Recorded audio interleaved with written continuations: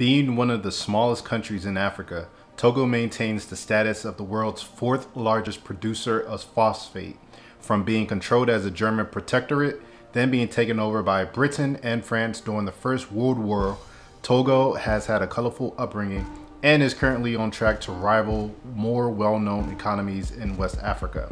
By the end of this video, you'll learn a little bit of the history of Togo and how the Togolese economy has been progressing. Also, I'll reveal some investment opportunities for you to check out, so definitely keep watch till the end.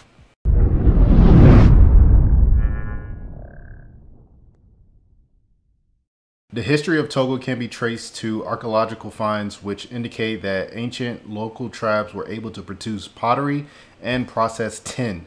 During the period from 11th century to 16th century, the Iwe, the Mina, the Gun, and various other tribes entered the region.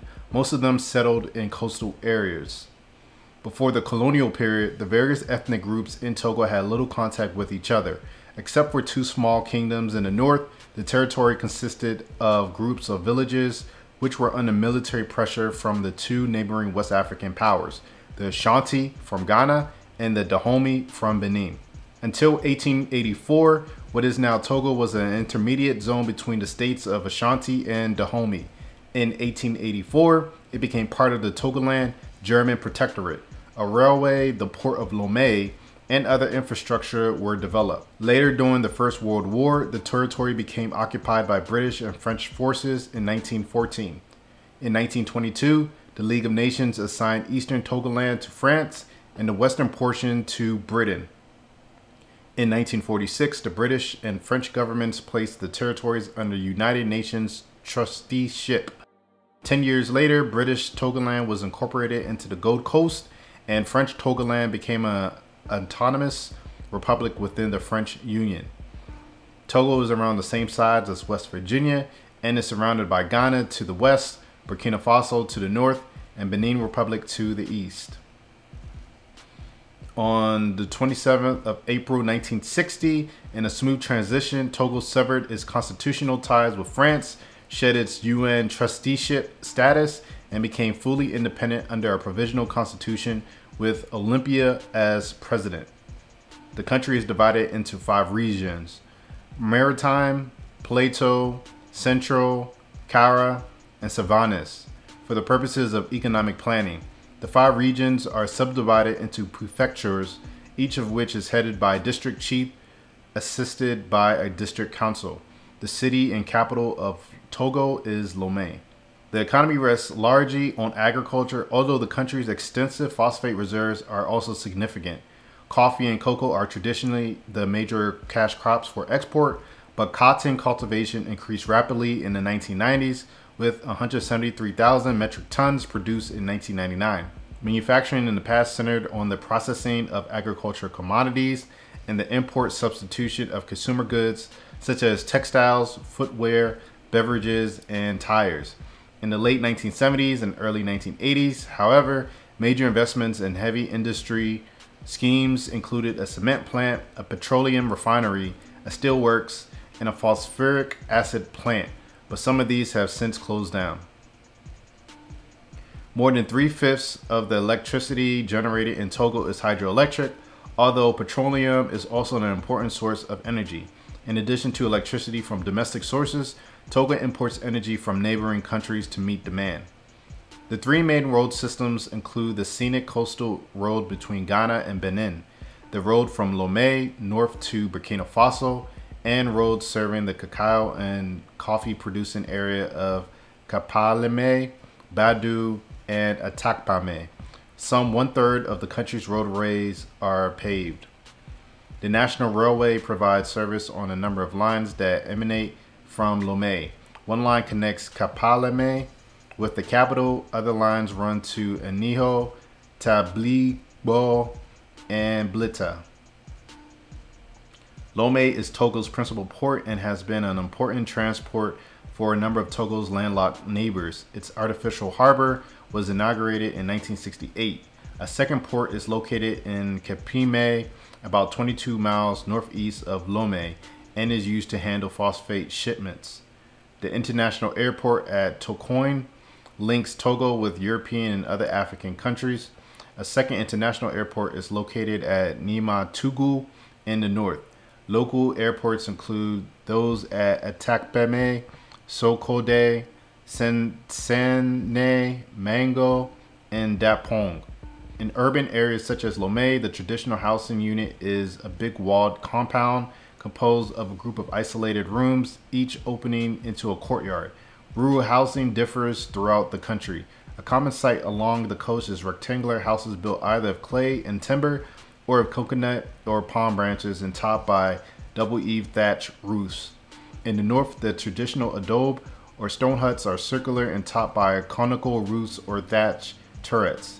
They are usually gathered in units corresponding to family groups, often enclosed by earthen walls.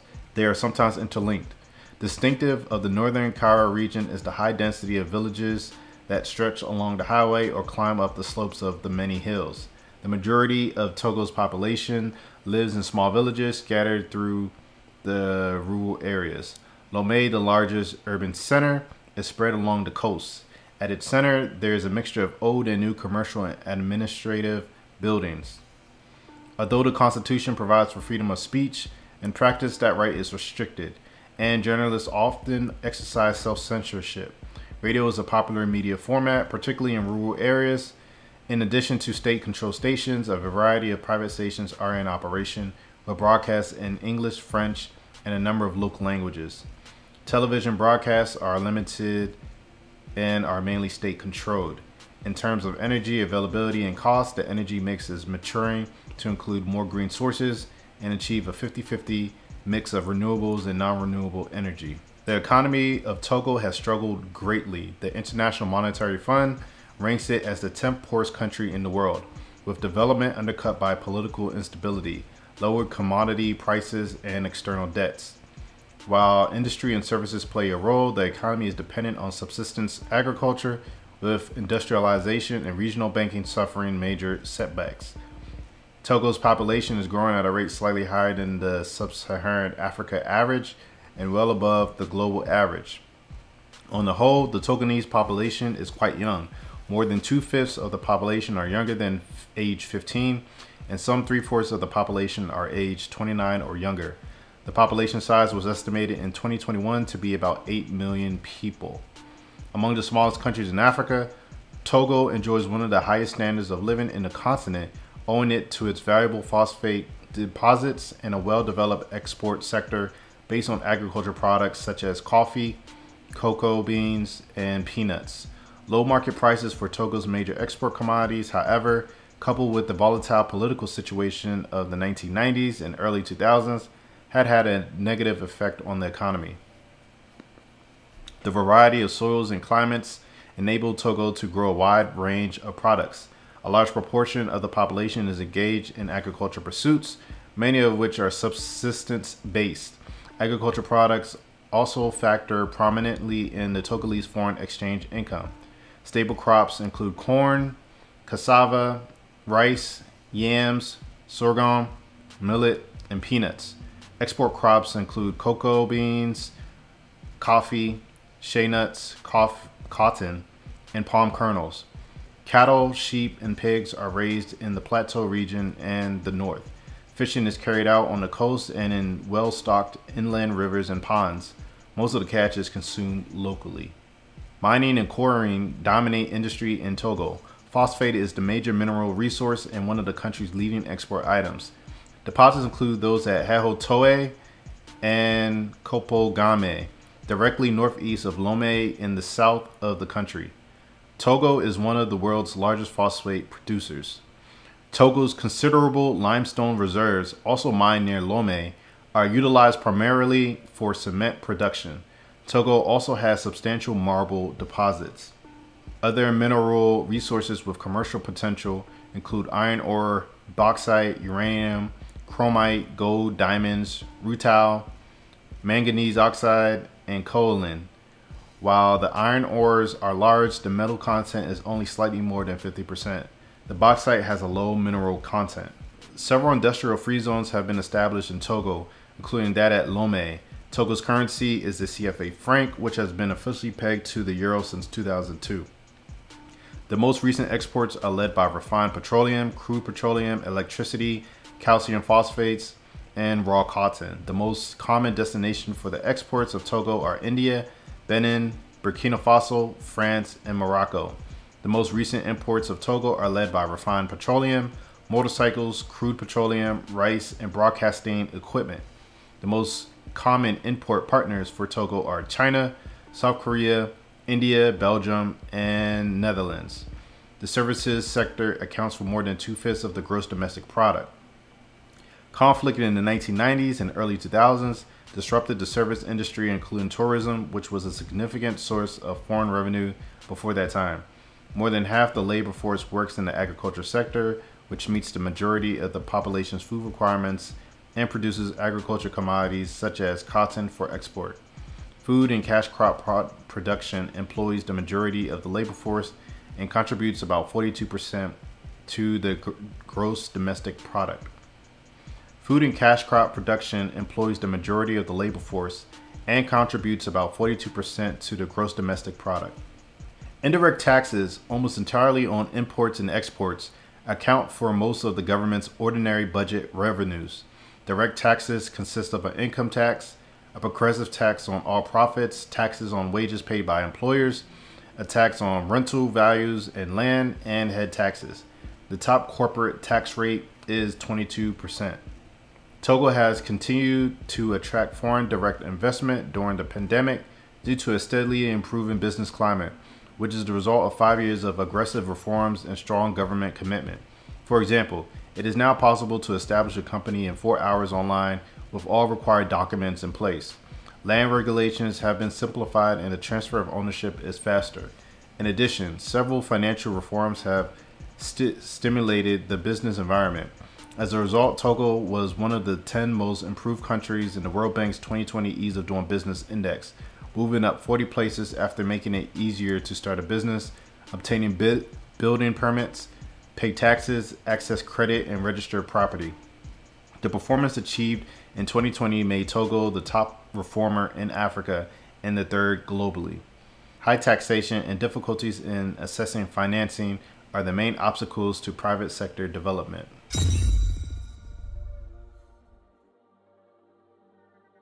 In 2018, the government launched its 5-year P&D plan with 3 major goals to reach. The first goal is to leverage the country's geographic position by transforming Lomé into a regional trading center and transport hub.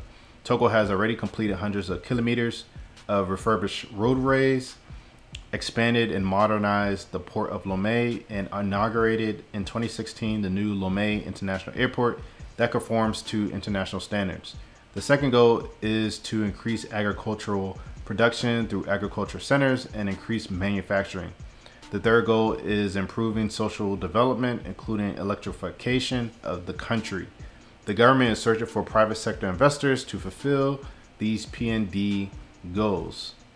So the first promising industry to invest in is the transportation and shipping logistics, which goes without saying because Togo is trying to be a transportation hub and you need good roadways, you need good railways, and you need good air traffic control.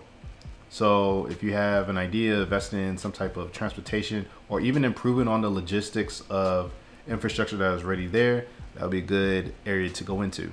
Second one is agribusiness. So think about fertilizer, soybeans, and organic soybeans just being on the rise in niche markets. So because of the land is so rich in Togo, that's another area that can add huge benefit to the country and also to the region, and of course exporting to the world.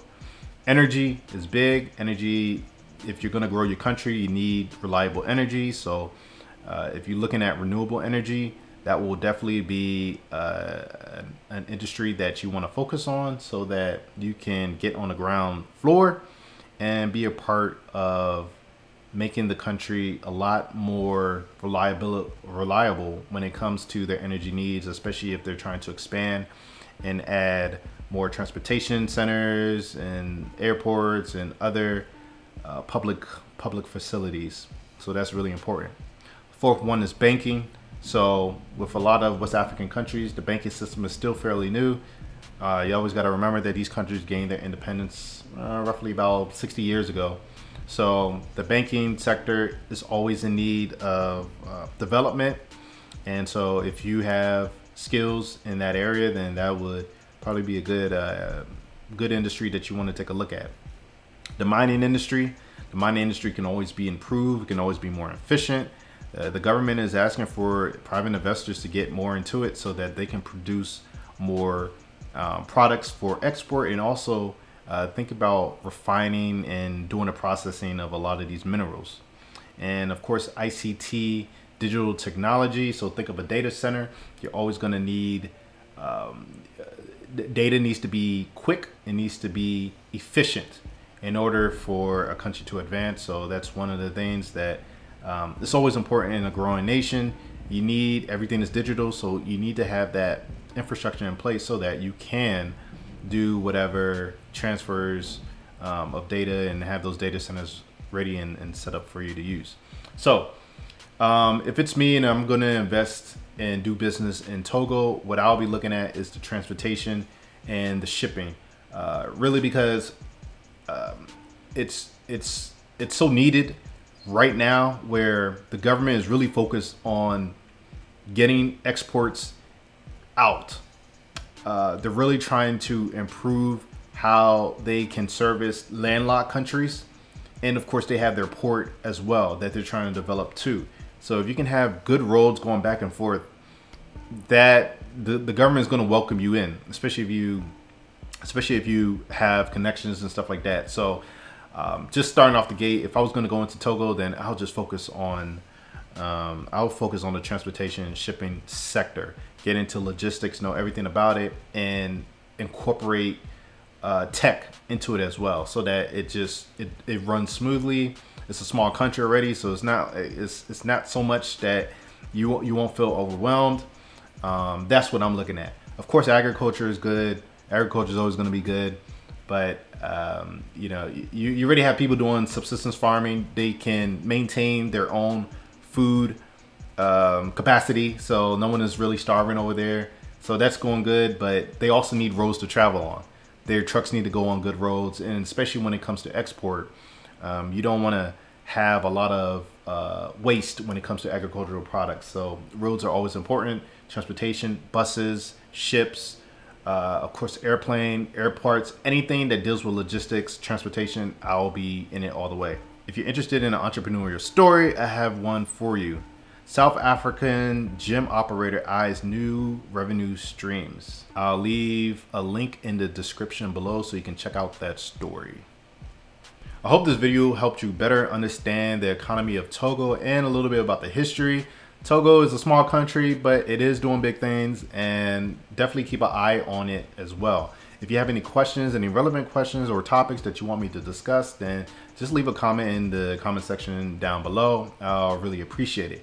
Also, if you like these type of videos, it's very informative for you, then definitely like this video, subscribe to the channel, and make sure to click the bell. If you know anyone that can benefit from this type of content, then definitely share this video or share my channel with them. I'll really appreciate it. Also, check out this video's description. I have a lot of links that can help you in your own journey of entrepreneurship or just about West Africa. If you're trying to do some business or anything like that on the continent, specifically West Africa is what I focus on, but really you can take these ideas anyway. And I got some books in there that can help you just personal development. So until the next video, I'll catch you later.